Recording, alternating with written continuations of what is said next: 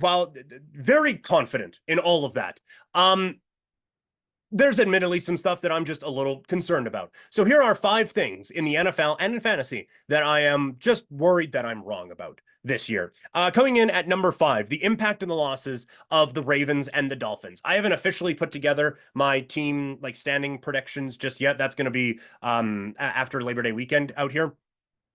But I still have the Ravens and Dolphins rated quite highly in their divisions. And I do admit that part of it might just be whistling past the graveyard.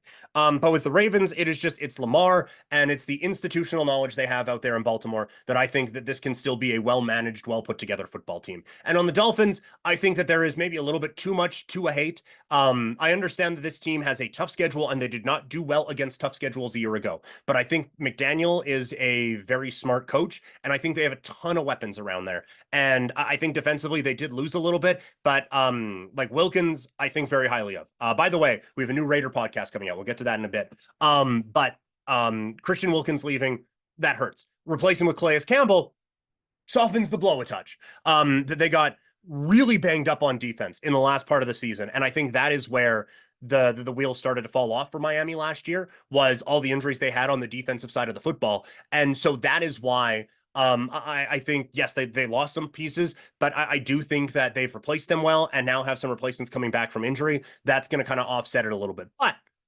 all of that to say, Baltimore loses Patrick Queen on defense. I said that's the biggest free agent move of the offseason, going to the Pittsburgh Steelers. That stings. And they lost a bit on the offensive line and lost their defensive coordinator. So like those losses could be just insurmountable. And in Miami, like I said, like maybe Calais Campbell is just done and Christian Wilkins isn't all that great. And they lost on the offensive line, and Tua is the best in the league at getting the ball out very, very quickly, but teams are going to recognize that. And do they adjust to it? And so I could just be totally off on both of them, and I'm really worried about that.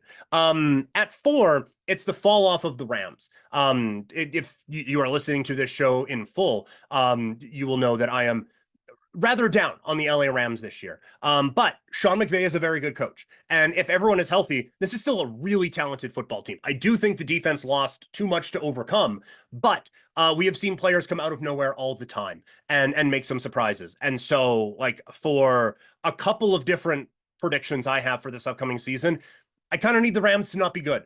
And that I could just be absolutely wrong on that, and I'm worried about it. At 3, it is the impact of Sam Darnold on Justin Jefferson. In the mock drafts, and we're doing another one here in a little bit on the full episode, I have been avoiding Justin Jefferson rather aggressively, I would say. And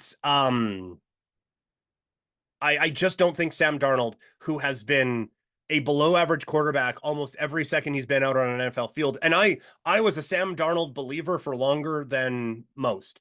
But I just think that this offense is going to take a hit this year. And also they're going to have a better running game. Like Aaron Jones, I think, is going to take up some of the opportunities in this whole thing as well. And so Justin Jefferson, I still think he's the most talented receiver in the league, but I just think Sam Darnold is going to be the opposite of the rising tide that raises all ships. He is going to be the dried up tide that crashes the ship.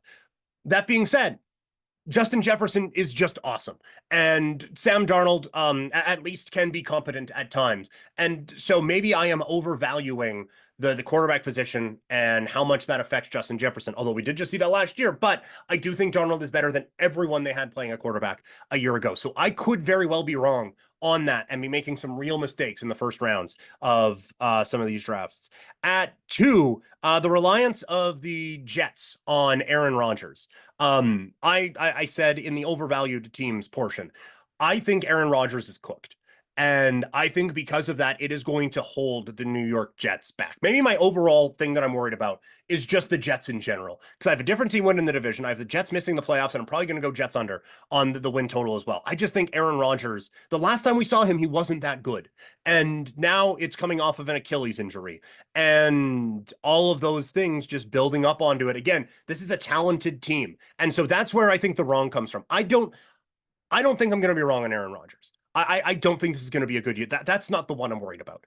The part that I'm worried about being wrong on is that this team doesn't need him. Like, even if he is dog shit, they are just the Broncos with Peyton Manning in his last year, and they have enough guys that Rodgers can float the ball out there, catch it, and make plays, and then a defense that can go out and shut you down. Robert Saleh, defensive-minded head coach, be able to lock these things down, and they 13-10 their way to a championship. That is the part that I am really worried I'm wrong about with this Jets team. And at number one, this one's a pure fantasy one, but I have based almost my entire fantasy draft strategy this year off of getting one or two of Christian Watson, Jackson Smith-Njigba, and Jameson Williams in the mid to late rounds, and being able to build up my wide receiver depth that way. And if I'm off on them, that sets back my fantasy season, probably irreparably, quite frankly, because of how I'm banking on using things in the beginning part of my rounds, and what I am then hoping for after them in these drafts. But those are the guys that I'm like, I need to get a couple of them. And like Christian Watson, it's the opposite of well, who else are they going to throw to? They have everyone to throw to. And I think Watson's the best of them. And I think that will shine through eventually with this team. Jackson Smith-Njigba, I think that offense just sucked last year. I think that they were used very inefficiently. And I think he is going to be a player that is going to be able to elevate here with better play calling and another just year in the league and getting comfortable. And Jameson Williams, I have said for a while, this kid is so talented. I think he is an absolute game breaker. We just haven't been able to see it because he's been an idiot. And that's one where it's like, I can't quantify for idiot. What I see is an incredible wide receiver who I think could be a wide receiver one in this league. We just haven't seen it enough because, again, he's been an idiot. And so I greatly worry that I am just wrong on all three of those guys because of how I have set up my fantasy football this season. So there you go.